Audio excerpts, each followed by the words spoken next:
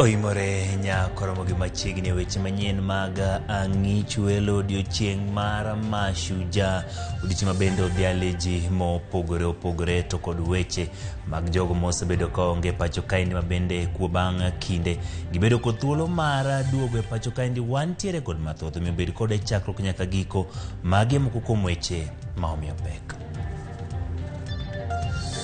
Nyaso dhi maber kabisa.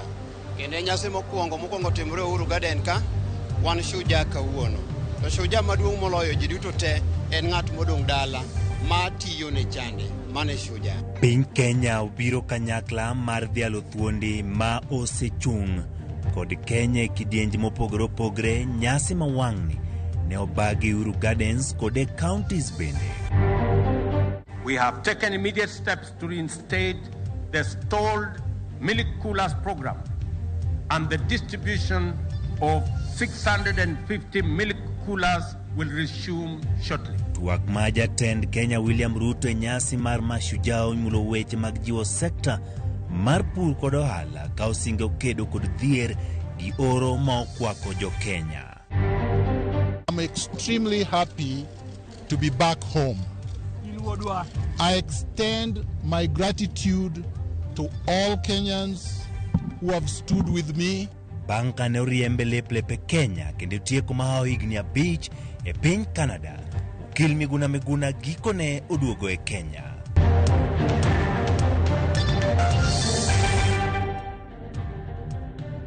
Machiegni nyakoromo gajwang' nyalo tudri koda okal namba mar tudruok mar 236 nono bende yudo achiel kachiel kokale Facebook page marwa mar Ramogi TV.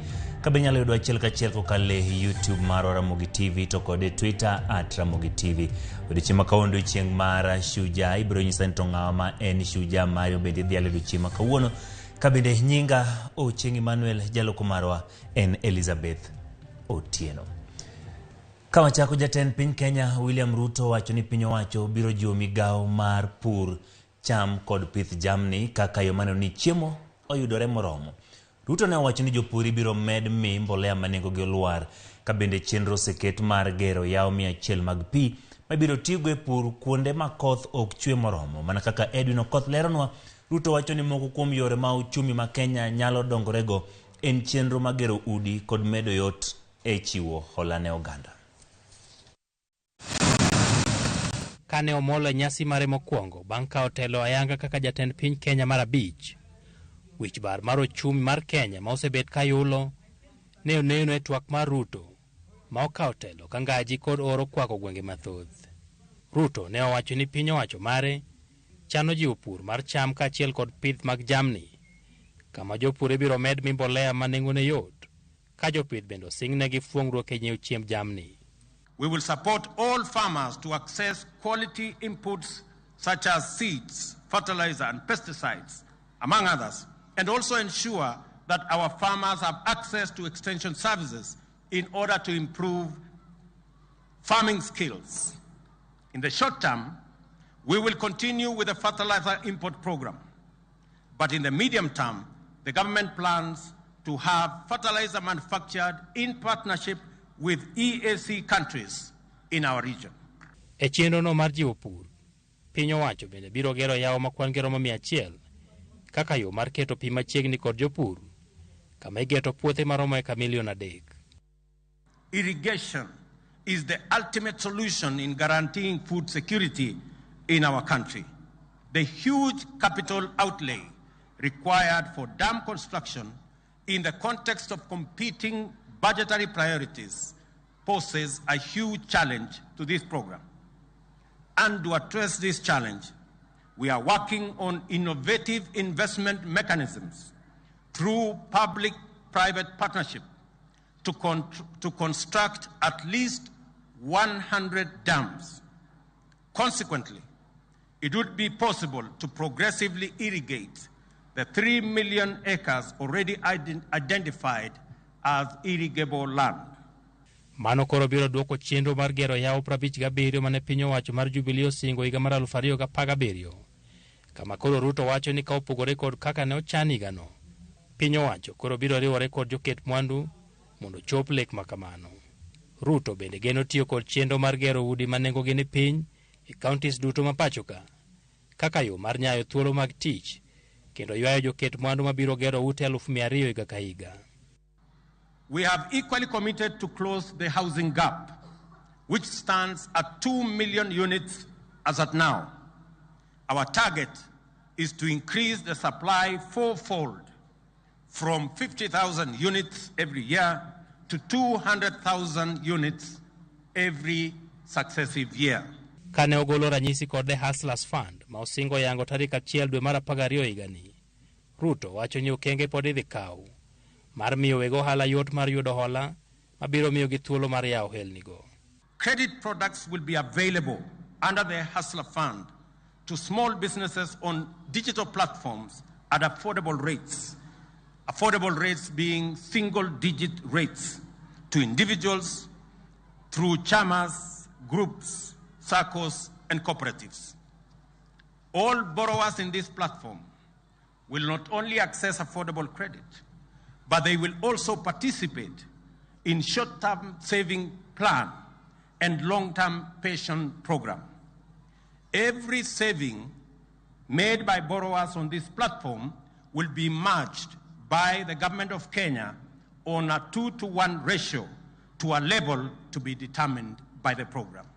Ochumi mar Kenya pod medo yulo kama dongruok mar 5.2 mane oneno ki dwe mar 3 kod dwe mar 6 higani ni piny ka opim kod 11 mane oneno kinde makamano higa mokalo. Edwin Okoth, Ramogi TV, Nairobi. Kapod wantiere weche mag odiochieng' mar Mashujaa, jatend piny William Ruto golo chik mondo ochak timo nonro ewi nek kod lal mag jopiny ma itudo kod bado kwach kich mar Special Service Unit. Kaolose lap ma Uhuru Gardens e kinde dhialo nyasi ma 59 mar Shujaa. Ruto wacho ni obila nyaka titije gi ma ok gidhi ataro kod ratiro mag jopiny ka achiel kod pend chik. Chris Owino nigi lerno. Mheshimiwa Rais, hivi sasa vinafuata vikundi vya askari wa magereza kelo lokruok e bad migawo mar obila to moloyo bad migawo mar obila mago kwach kich en wach ma jatend piny Dr. William Ruto osebedo ka loso e wiye gi chia chakre campaigns mag yiero mokalo. Tok ka otelo, Ruto ne okawo okang' mar wuoyo oko bad migawo mar kwach kich mong'ere kaka Special Service Unit ka otudo gi kod nek kaachiel gi lal ma aoyae mar jopiny e yo ma ok ong'ere. E twak mare e kinde nyasi mar 59 mar Mashujaa e lap ma Uhuru Gardens, jatend piny odhi nyime kod chung' mare motegno mar neno ni bad migawo mar obila, doho kod migepe mochung' kar kendgi owe thuolo mar tayo tijegi kaluwore kod chik. Under my administration, there shall be no interference with or any attempt to control, direct or undermine independent institutions, including those in the justice, law and order sector. The National Police Service, the Office of the Director of Public Prosecutions, the Judiciary, the Ethics and Anti-Corruption Commission shall perform their duties independently. Jatend piny onyono tiende piny ni kinde osechopo mar tieko weche mag nek kod lal makinde ka kinde mag jopiny e lwet obila. It is time to retire these terrible tactics and professionalize our criminal justice system. That is why my government is taking strong measures to facilitate the enhancement of capacities along the entire security chain. Ruto oramo ni obila nyalo tayo tijegi e yo malong'o ma ok gisando jopiny kaka yo mar yudo adiera ewi ketho maginono. I believe we can keep this country safe and secure without tormenting our people.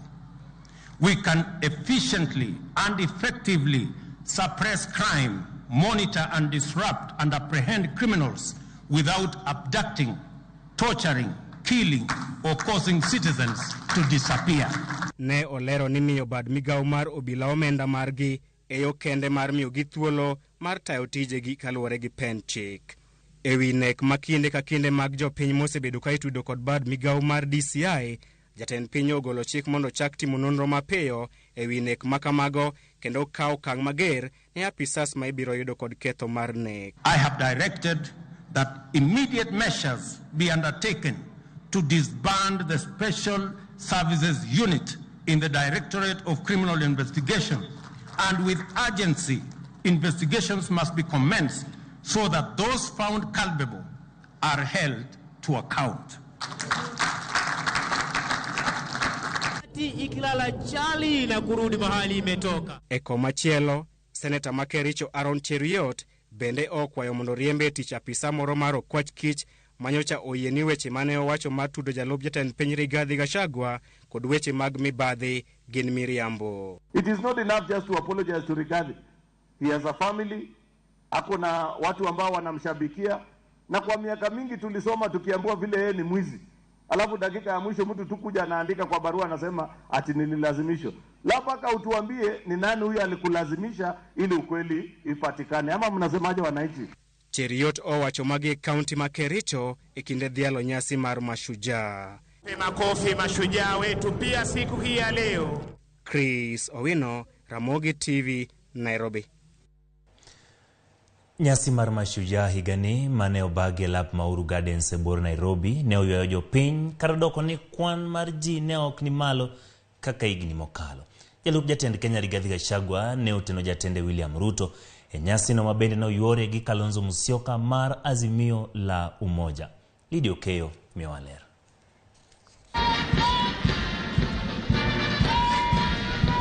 Ne en nyasi mar 59 mar yango thuondi manokedo ne loch ma pachuka.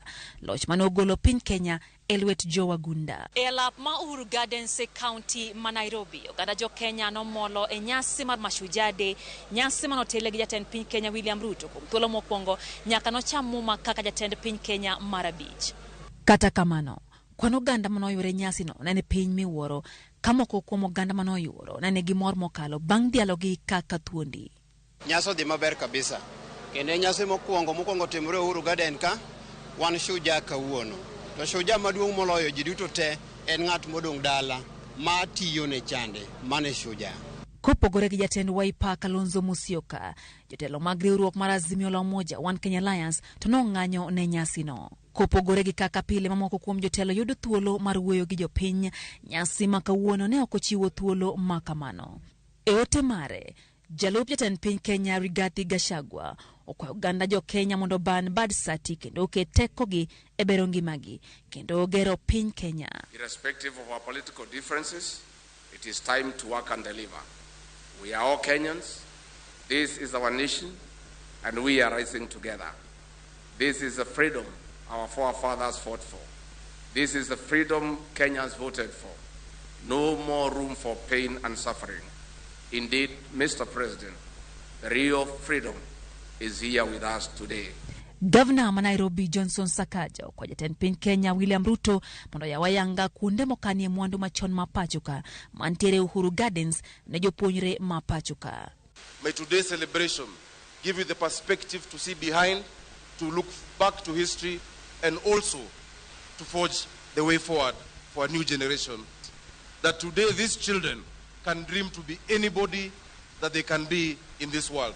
That their dreams are not limited by the imagination of their teachers or by the success of their parents. We have committed to create a city of order, a city of dignity, a city of hope and opportunity, and by doing that, we hope we shall be heroes.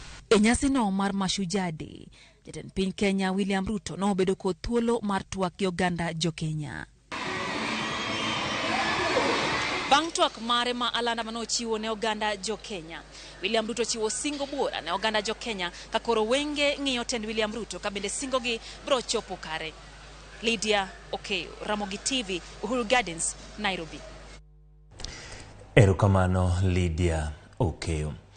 Nyasi mar dhialo thuondi mag Kenya ne otime yo malombo wang' e alap ma Uhuru Gardens. Mor kod ilo kanyakla gi nyisruok ne obedo kinde nyasi no mane otele gi jatend Kenya William Ruto. Walter Nyambaga miyowa picha mar mit mar nyasi no.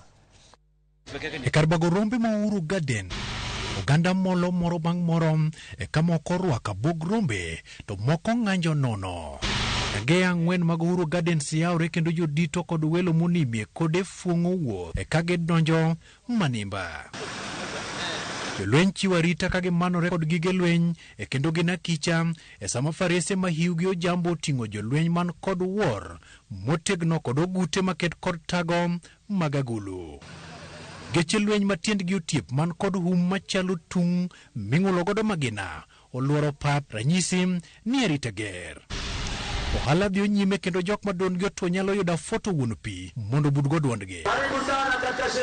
Min piny Rachel Ruto korwako jora mare donjo kendo yudo bet, ranyisi ni jatend piny ni machiegni. Kapok odeko, geche mamilo mach kamago tite mudho pilore, dhano ng'awo ng'utgi kendo dhano chich ni jatelo donjo. Jatend piny thinyore gache kendo thurore matoka moyiedhi ne jatend piny.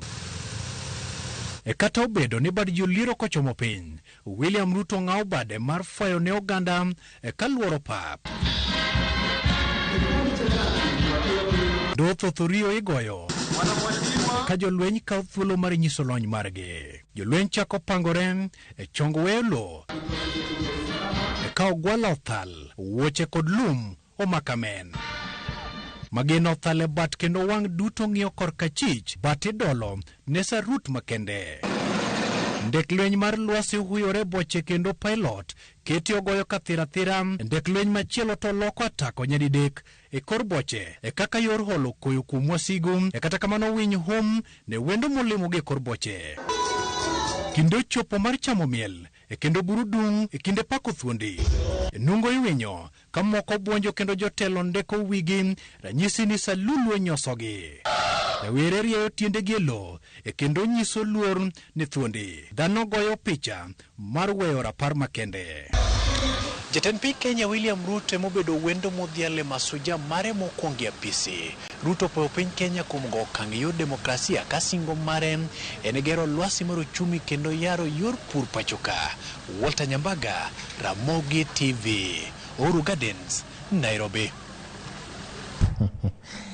Erokamano Walter Nyambaga kuom lipod na winjo weche ma abro medo monda ibi puonja ni welo nonimo e kode.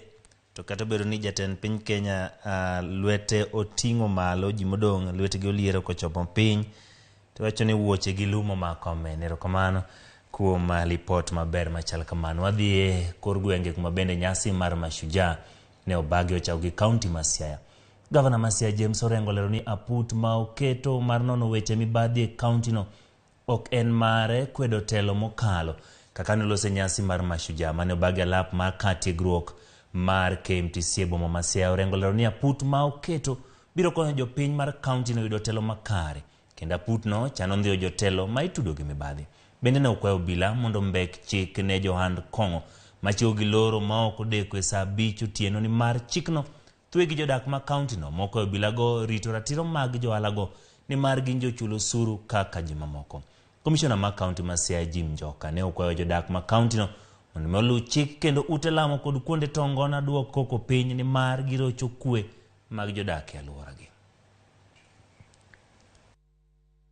Kuna watu wengine ambao wana wasiwasi sana, wanafikiria kwamba pengine tunataka kuleta hali ya uhasama ama tunataka kuleta matatizo ya aina fulani, lakini mimi nilichukua Biblia nikasema nitaitumikia kaunti ya Siaya kwa njia ambayo inayofaa kulingana na sheria na katiba. Sasa wewe kama huna makosa ama huna chochote ambao ulifanya kukosea wananchi wa Siaya, usiwe na wasiwasi. Lakini lazima tufuate sheria. Lazima tufuate, tuone ya kwamba hela ambazo zinasanywa na watu ambao wanapiga kodi ambao ni watu kutoka Siaya na watu kutoka Jamhuri ya Kenya kwa jumla, ya kwamba pesa hizo zimefanya kazi. As you enjoy your rights, don't step on or don't violate other people's rights. Nafikiria tutaleta washikadau pamoja, tujadiliane. I'll be consulting with the governor on this so that we have a session, and I'm sure we shall have a way out of it. But in the meantime, let us follow the law. We are law-abiding citizens. The county government has given license to bars. If you look at your license that you have, it is stipulated very clearly the bar operating hours. Kawuoke County Masiao bire County Makiambu masawa ma piny Kenya. Commissioner mar County Makiambu Joshua Kanatha ogolo ywak ewi tho mosebedo ka medore kowuok kuom gwandruok mag udi makoro osemedore dweche ariyo mokalo. E county no kama ji 17 osewito ngimagi nikech lwenje mag udi. Kane olose lap makirigiti dialo nyasi mar Mashujan, katholero ni migao mochung' ne arita kwe osemako achije 14 maitudo gi nek bang' gwandruok mag udi. Achijego mabende oseyaw negi buche doho. Komishana bende olose midhiero mag mach ma itiayo e skunde kendo maketho mwandu mag skundego. Ewi mano ojojo nyuol kod joten migepe mondo bed e opara manyime e puonjo kido makare ne nyithindgi. Nyasi Mashujaa bende oyuore gavana mar kaunti ma Kiambu Kimani Wamatangi. From the source of its patriotic work in that noble spirit. Tumekuwa na murder cases kama miezi 2 hivi 17 18 sasa, na out of that tumetengua 14 tumepeleka kotini. Tunaambia familia, kwa sababu tumesikia kuna mzee mwingine alimaliza bibi yake njano huko pande Sakatondo North. Vita ama mauaji haisuluhishi chochote. Vita inaleta uchungu ambao utaisha. Kama kuna shinda, enda mahali unaweza saidiwa kutatua shida zile huko nazo. Wewe, our women rep na wabunge wengine, hata members of our county assembly, vile speaker alisema ya kwamba tutafanya kazi pamoja ndio tuhakikisha kwamba hii Kiambu haitarudi tena kwa orodha ya misemo mibaya ambayo tumekuwa tunajulikana mbeleni kama county ya fujo na vurugo na wizi na kukosa kutenda kazi. Mara hii county tutafanya kazi na tutarekebisha. Nyinyi watu wetu tunawaomba tu mtuweke kwenye maombi ndio sisi tufanye kazi. Nyakoro mgajwangi kanyo abiro kayo yueyo wa mokwongo kata kamano kapokwa kayo yueyo kaka nasingo ne abiro gi thuolo mar somo moko kuom ote magi kabendi ng'isa thuondi ma edhialo kata jogo magin Mashujaa e ngimani. To kamano Evans Okoyo jasigomre imor kod Mashujaa Day mano timore kawuono edhialo thuondi mano kedo ne Kenya kuom yudo loch mabende nomi nying ni The Kapenguria 6. Erokamano Evans. Stephen Otuoma Mwalimu Bware wacho neno waka intiere sindo suba Mashujaa gin jogo matiyo matek mondo mi ober ngima oganda to kun ngimagi giwegi. Erokamano Laktar Benson Oswe en gi Mikachi Brenda Oswera mogineno malere gwenge mag Osiri Nyatike. Mashujaa gin jogo duto matiyo matek kendo dwaro bero ngima. Erokamano kuom wachno. An Jomo Modesta ino Ramogi ka intiere gi Linda gi mama ni Mary. Shujaa mari en Caroline gi babau gisebedo ka gitiyo matek. Erokamano kuom mano. Mogika ntiere kod ng'at maluongre ni anti ng'at maluongre ni Roslyn kiwuok Sigomre idhialo jonyuol ni Wilfrida kod Thomas Otieno ka gin Kisumo Karateng. Nyasaye orit gi gine Mashujaa. Mogik Ochieng Vitalis Woodkem Karariu Emmanuel ine Shujaa mara kod mama na Jeno Rua gi baba ne Jared Ogole mor gi weche manyien mikelo. To gima dhieri ni jatend piny Kenya ochiwo singo mang'eny to mana wacho mokwongo pod ok otimo tek kata kamano un gi geno mabiro tiyo makare. Erokamano wacho ni maduong' mudwaro en kwe. Nyakoro mgajwang' kik idhi mabor pod wantiere kod mathoth mwaikoni e chenro mar Ang'ich Welo.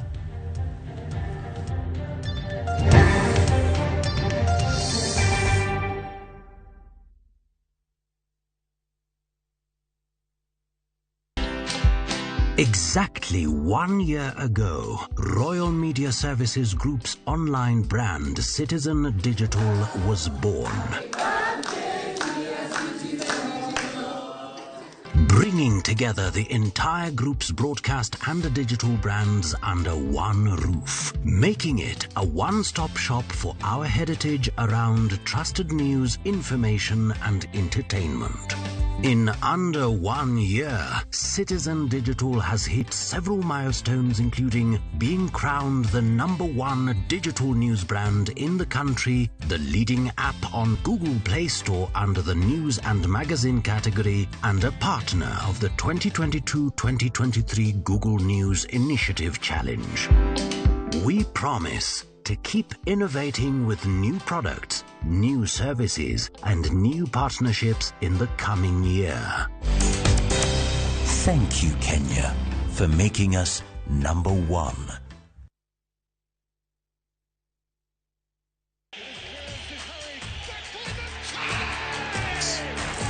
Have doodles taken over your home? Hey, I need to suck your blood. Get Bolt and get your home back. Unlike other insecticides made from toxic synthetic pyrethroids, Bolt is made from 100% natural Kenyan pyrethrum, making it gentle on you but deadly on flying and crawling insects. When doodles strike, stop them dead. Bolt insecticide, gentle on you, deadly on doodles.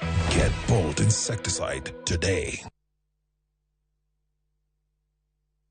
Wakenya wengi wanaendelea kushiriki na kushinda $300,000 kwenye Shabiki Major Leagues Jackpot. Kwa majina ni Helen kutoka Western na nimeshinda, na naambia tu hao wengine wenyewe wanashiriki nayo watashinda. George Dongo kutoka Katanga, na mimi nilikuwa nimecheza Major League Jackpot. Mimi ni msidi wa 150K. Kuwa mmoja wao. Cheza Major Leagues Jackpot kwa shilingi 10 pekee kwa kutuma neno MJP kwa 29063 na waweza kuwa mshindi. Shabiki Major Leagues Jackpot, the easiest jackpot in Kenya. Not for persons under the age of 18. Betting can be addictive. Play responsibly. Shabiki.com is authorized and regulated by the BCLB. License number 416.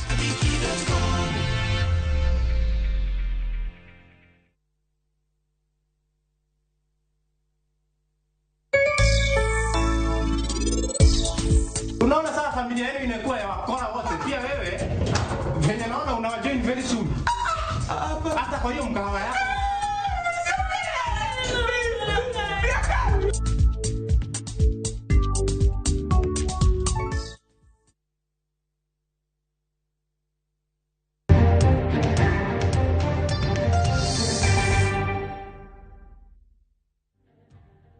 Erokamano Ramogi kuom medo bedo koda bodhi nyime gi weche manyien mag ang'ich welo. Okil Kamaloka Miguna koro duoge piny Kenya. Miguna ne olore alap ndeke ma Jomo Kenyatta okinyi ma kawuono kamano duogo mare ma osegeno kuom higni mahawa beach nyaka ne riembe pachoka gi piny owacho mokalo. Wycliffe Oko nigi lerno. Kar sa 12 mar okinyi, Miguna ne ochopo e alap mar ndeke mar Jomo Kenyatta. Ma en higni 4 nyaka ni riembe gi thuon kochomo piny Canada. Miguna ne ochako bedo gi midhiero tarik 30 dwe mar achiel 2018 bang' bedo achiel kuom jogo mane okonyo e sidho Raila Odinga kaka jatend jopiny ma Ithurka e alap mar Uhuru Park. Omiyo tok dwe achiel higa onogo, Miguna ne odonjne gi ketho mar ndhogo piny kata treason, gino mane omiyo piny owacho ma kinde no riembe gi thuon nyaka e piny Canada. I'm not going. Kata kamano, chunye ne okotho. Ni otiyo kod yore ne kendo duogo e Kenya dwe mar 3 2018. Mak mana ni Miguna ne otam donjo kata odoko ni ne osechopo e alap ndeke mar Jomo Kenyatta. Migawo mar arita ne ochoko Miguna lep kendo kete ndege mane omuomo yamo kadok piny Canada, kagiwacho ni piny owacho mar Kenya ok oyange kaka ja Kenya to mana kaka ja piny Canada. Obadho kata red alerts mane sirikal oketo ne omiyo kembe mag ndeke ne ong'anyo ting'o Miguna e kinde duto mane otemo duogo e Kenya. Doho bende kumachielo ne omedo sundo sirikal mondo omi Miguna thuolo mar duogo e Kenya mago duto mane okonyuolo olemo. Lemb geno mar Miguna to gikone ne onyuolo olemo e alap mar Jomo Kenyatta kane ochopo kowuok Canada. Miguna opoyo sirikal mar Kenya Kwanza ma omiye thuolo mar duogo e pinye. I must extend my gratitude to Kenyans that voted overwhelmingly for the Kenya Kwanza government, because that is central for me. Without this administration, I would not be back home. Bang' chopo e Kenya, Miguna ne ochwe nyaka e nyasi mar mashujaa e alap mar Uhuru Gardens. Miguna mani kod mbiye siasa e Thurka ahinya e mbui mar Twitter owacho ni chung' mare mar siasa obiro lero e kinde mabiro nyime. Wycliffe Oko, Ramogi TV. Erokamano Wycliffe Oko, lipot mar Miguna jal manigi nying ariyo. Waboneno kaka weche dhi. Kaudhi nyime kanisa e bwo duol mateo kanisa e pachoka NCCK korogolo duonde wangi maneno kaka chenro mar goyo gi kogno dhi rumo. Kimedo seyo bad migao mar doho kuom bedo gi samuoyo mar yalo buche mag mibadhi ma osepedhe nyimgi. Mibadhi mamieno moko kuom jotelo ma pachoka. Kagitwak gi jofwambo bang' tieko romo mar ndalo 2 Kisumu, jakom mar NCCK bad Manyanza Bishop David Kodia omedo seyo wach mar puodho cham molos gi nyinyo mano jiemo. Kodia wacho ni jiemo nyalo kelo midhiero ne ngima jo Kenya. Men of music, that is the area 90s. You are young and a youth. I can see the men of God. The judiciary had equally been let down in the fight for corruption, against corruption. We call upon the head of the judiciary to ensure that all cases touching on graft are fast-tracked and justice awarded to Kenyans. Corruption amongst the judicial officers must be investigated and culprits brought to book. Anyone who is already charged with corruption must equally be barred from taking up any public office in this country.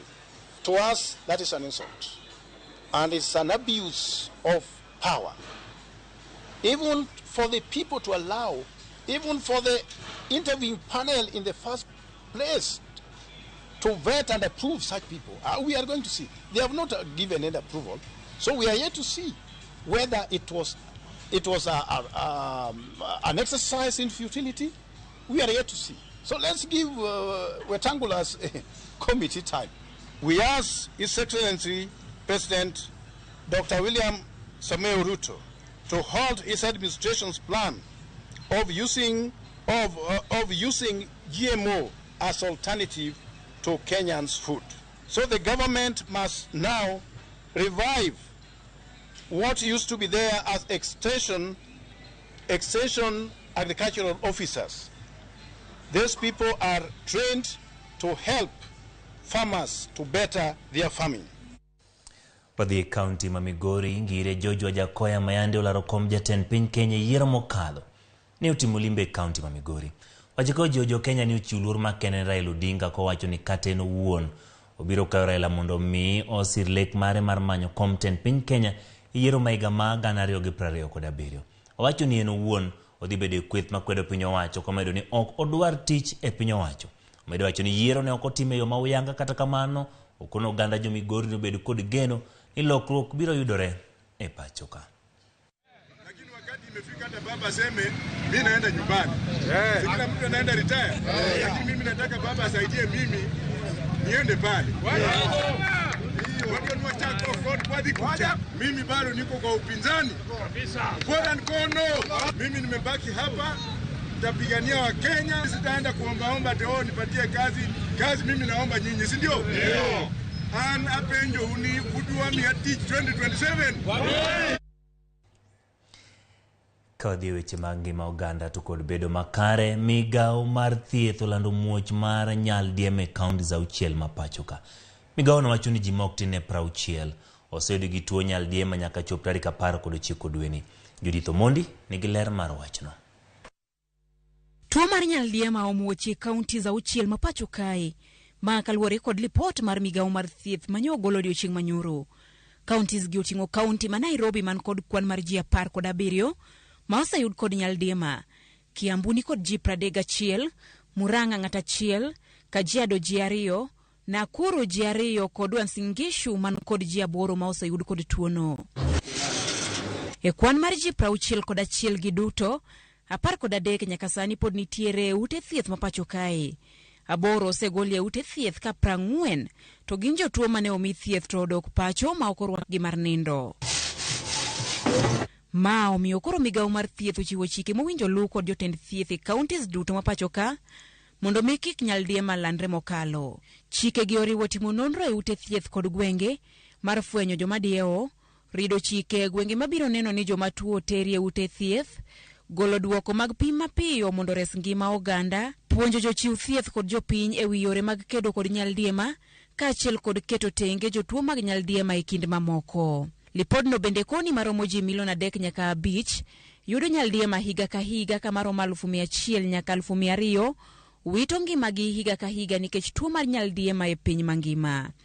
Nyaldiema inyal fweny ndalo 5 bang' ka ng'ato oseyude, kama romo 75% mar ji man kod nyaldiema onge kod ranyisi mathoth. Kuom ji mabedo kod ranyisi, 80% ranyisi gi ok gin mago mohore, ka 20% to bedo kod diep mar pi manyalo nego ng'ato ka ok othiedhi e wang' sa. Yudo nyaldiema yot ne ji ma ok orito ler mar alwora kaachiel kod pi magitiyogo. Nitiere chanjo 2 mag nyaldiema maromo pinje 60 e piny mangima, kuma oriwo piny Kenya. Judith Omundi, Ramogi TV.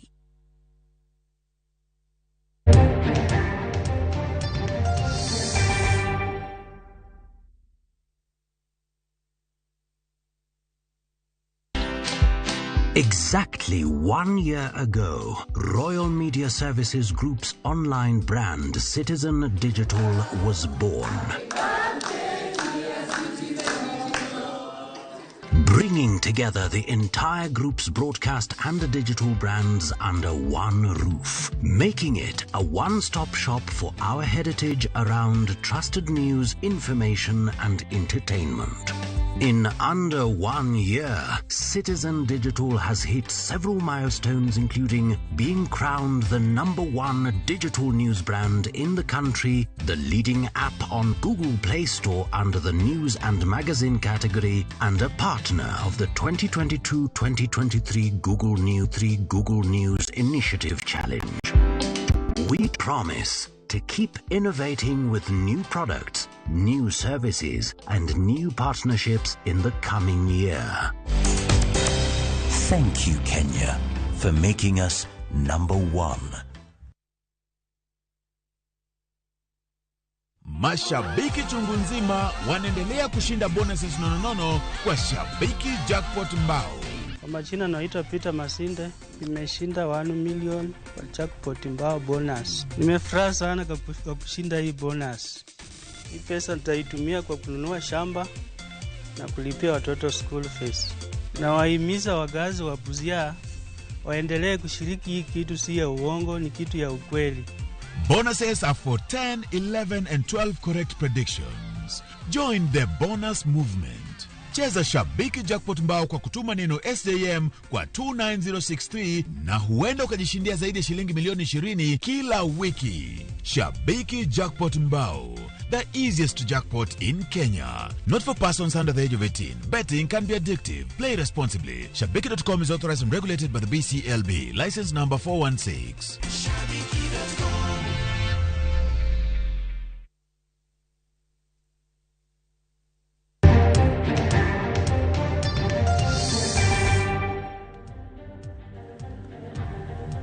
Erokamano nyakoro mogi kumedo bedo koda wadhi nyaka pinje maoko piny mar Uingereza, kama Prime Minister ma piny Uingereza Liz Truss ogwetao jumbe 6 kende toka otele bodun bura mar Conservative Party.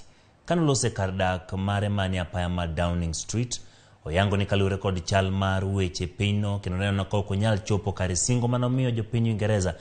Kata kamano wacho ni obiro bedo e telo nyaka chop jal manyien kao tingno matayo pinyno e lemono mar Prime Minister. Makoro we kaka Prime Minister pinyno mose mako komno kum thuolo machuok kipimo gi mamoko. I am a fighter and not a quitter.